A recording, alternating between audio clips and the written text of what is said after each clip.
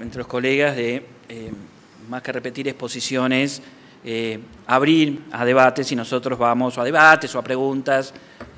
para orientar las respuestas nuestras en base a los intereses que ustedes tenían. Eso es lo que habíamos acordado, así que, bueno, preguntas a cualquiera de los tres, digamos.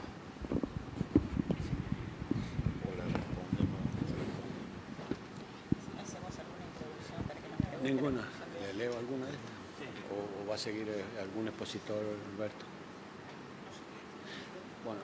nos hicieron llegar previamente algunas preguntas que las he escrito al panel. ¿Cuáles son los nuevos desafíos de los ministerios públicos provinciales? ¿Cuáles son los nuevos desafíos de los ministerios públicos provinciales? Bueno, a ver, buenas tardes. Mi avión llegó hace menos de 50 minutos y yo vine pensando en una exposición en base a una serie de datos que tienen que ver con el funcionamiento del fuero del que vengo, con el funcionamiento del fuero federal y la reforma federal. Así que, bueno, voy a contestar en medio de lo que pueda esta primera pregunta y en todo caso después hablamos un poco también de lo que pasa en el orden federal, que no es ajeno a muchas provincias argentinas todavía, más allá de que finalmente hoy podemos decir que tenemos al menos sancionados 14 códigos que responden a un modelo más acusatorio y más adversarial. Creo que el gran desafío de los ministerios públicos provinciales sigue siendo lograr eficacia en la investigación penal preparatoria. Seguimos reconociendo problemas y cuando hablaba hace un rato el doctor Vélez, yo saqué unas hojitas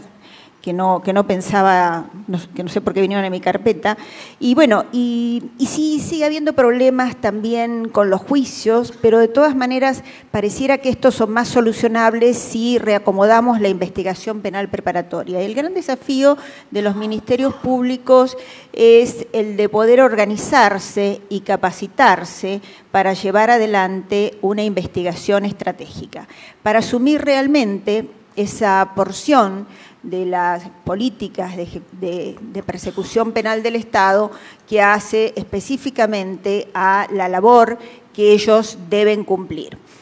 Nosotros en estos casi 25 años que llevamos en Argentina discutiendo la reforma procesal penal, donde nos hemos cruzado con los profesores y amigos que hoy me acompañan en el panel, hemos visto cómo ha ido girando el eje de discusión y sin lugar a dudas podemos hablar incluso en este tiempo de códigos de primera generación, de la primera época desde el restablecimiento de la democracia, donde con mucho entusiasmo nosotros insistíamos en la necesidad de la separación entre la función de juzgar y la función de acusar. Pero quizás nos hemos quedado en el discurso un poco allí o no se ha terminado de entender cuáles eran los alcances. Y limitar hoy el rol de los fiscales a repetir la labor que realizaban antes los jueces, limitar la estructura de las fiscalías a lo que han sido tradicionalmente las estructuras organizativas de los juzgados de instrucción, creo que sigue siendo uno de los grandes problemas que tenemos para poder producir una investigación estratégica, una investigación inteligente, porque cuando hablaba recién el doctor Vélez sobre la construcción de la verdad, yo me acordaba de esto que en esa obra que seguramente todos hemos leído de Foucault sobre la verdad de las formas jurídicas, él nos explica cómo construían la verdad los griegos por mitades. Y el que presenta en realidad la primera mitad para la construcción de la verdad es el fiscal, y el que va a complementar la otra mitad o lo que falte será la defensa. Hoy creo que todavía no hemos asumido cuál es el verdadero rol de los ministerios públicos, los hemos dotado de las estructuras organizativas necesarias. Y esto significa haber minimizado el proceso de reforma, porque creo, y por lo menos lo que veo en el orden federal, es que más allá de las deficiencias del código, el Ministerio Público podría hacer más cosas de las que hace si no estuviera inmerso dentro de los compartimentos estancos que le siguió permitiendo la reforma legislativa, donde ni siquiera ese principio de unidad que tanto pregonamos tiene vigencia. Hoy asistimos al ridículo pedido de los fiscales de casación, con todo el respeto, porque es el problema que ellos tienen, pero digo ridículo en términos de institucionalidad, y que les avisemos cuando ingresa una queja del Ministerio Público Fiscal, porque el fiscal de la instancia anterior no se lo hizo saber. Esto me parece que es un dato sumamente grave y esto seguramente está sucediendo en las provincias que todavía no han adecuado sus estructuras organizativas. Y todo esto repercute esencialmente, por lo menos en el orden nacional y federal, también en términos de eficacia de la investigación en los casos más complejos, en los casos no convencionales, en los casos de delitos económicos y esencialmente en los casos de corrupción, porque creo que no hemos terminado de asumir que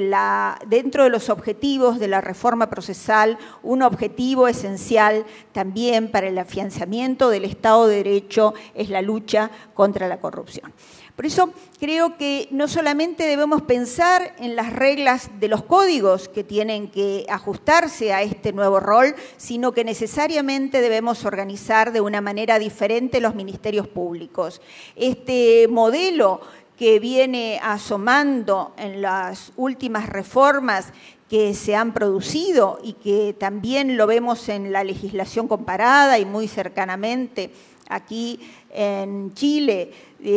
lo que significan unidades de recepción de los expedientes, donde un fiscal se encargue de seleccionar y de clasificar los casos, donde se separen aquellas cuestiones que puedan dar lugar a una solución alternativa, una suspensión de juicio a prueba, una reparación, una mediación, aquellas cuestiones que pueden tener una salida rápida en este último tiempo, en estos últimos 2 años. Casi todas las provincias argentinas han producido alguna reforma en materia de flagrancia, pero pareciera que todo lo que se juzga en Argentina es flagrancia. Bueno,